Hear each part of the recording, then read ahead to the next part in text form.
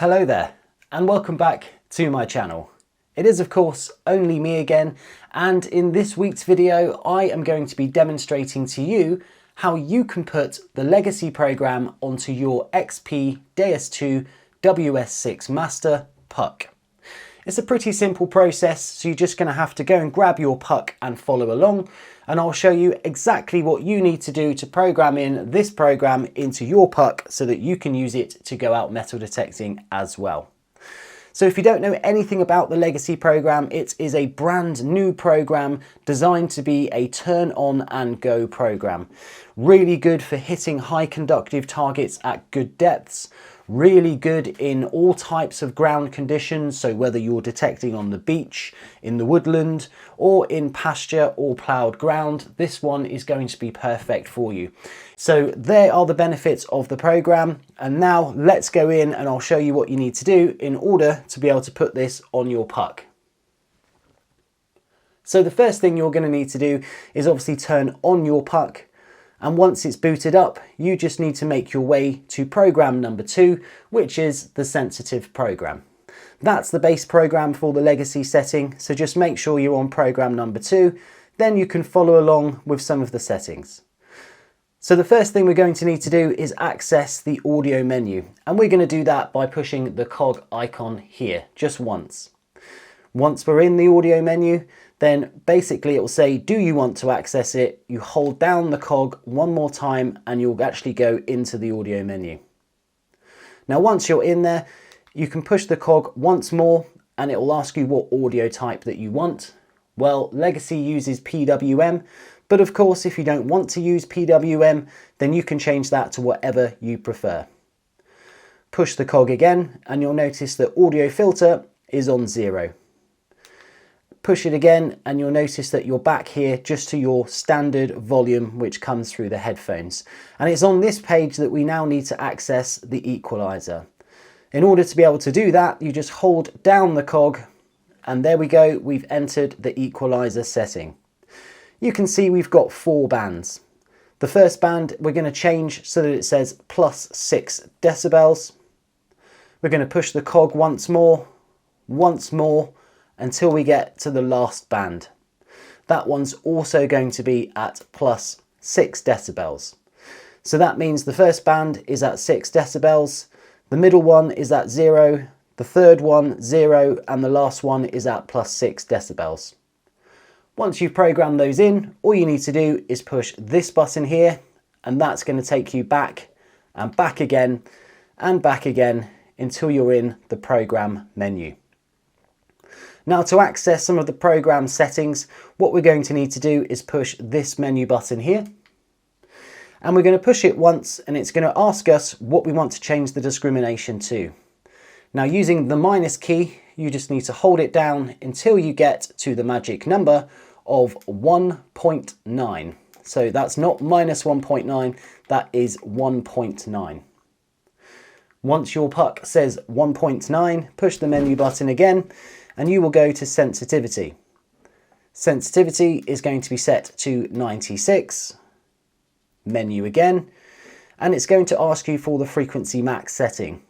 The Lagacy program uses a frequency max of up to 24 kilohertz. That means that your coil is going to be pulsing through a range of different kilohertz between 4 and 24 when you're out metal detecting. And it really is a great all-round frequency to use, especially if you're hunting for artifacts and coins and things like that. So push the menu button again. You'll notice iron volume. Well, we're going to put this all the way down to 0. Push the menu button again and we're going to put the reactivity on 3. And if you push the menu button again, you'll notice audio response. Change that so that it says 5. Push the menu again and we're just into the ground balance menu, so we don't need to change anything in there for the minute. But if you come back to discrimination, there's a couple of more things in the expert settings that we need to change. So in order to do that, we just need to hold down this particular menu button until we go into the expert settings. Now we're going to change this one from 3 tones to 4 tones. Now, in order to be able to change those tone breaks, we've got to hold down this button one more time.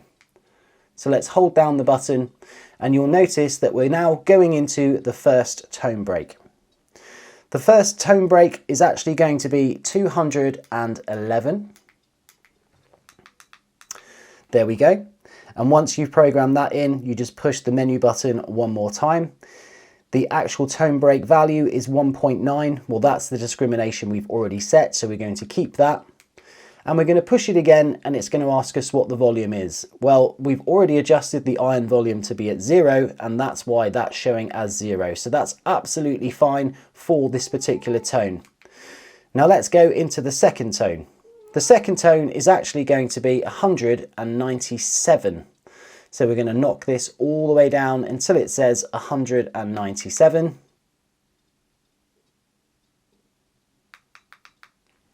There we go. Push the menu button again, and it's going to ask us what the tone break value for this one is. Now we're going to go down until this says 34. Just like that.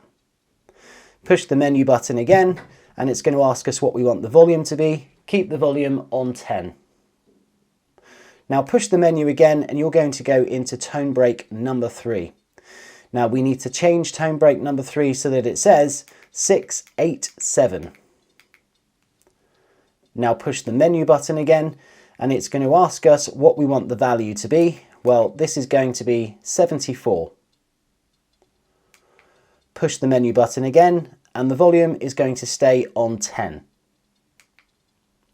Now the very last tone break here is actually going to be a really high 961 Hertz. That's going to be our nice, sweet, high conductive tone. Push the menu button one more time. And of course, we can't change the tone break because we know that it's going to be anything from 74 and above, as previously set in tone break number 3. Push the menu button again, and you'll notice that the volume is on number 10, and that's where we want to keep it.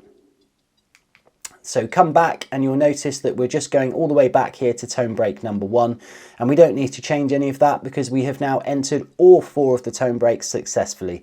And to get out of this particular menu, just push the cog here one time, and that will exit out of that. Now, if you push the menu button here, you'll notice bottle caps.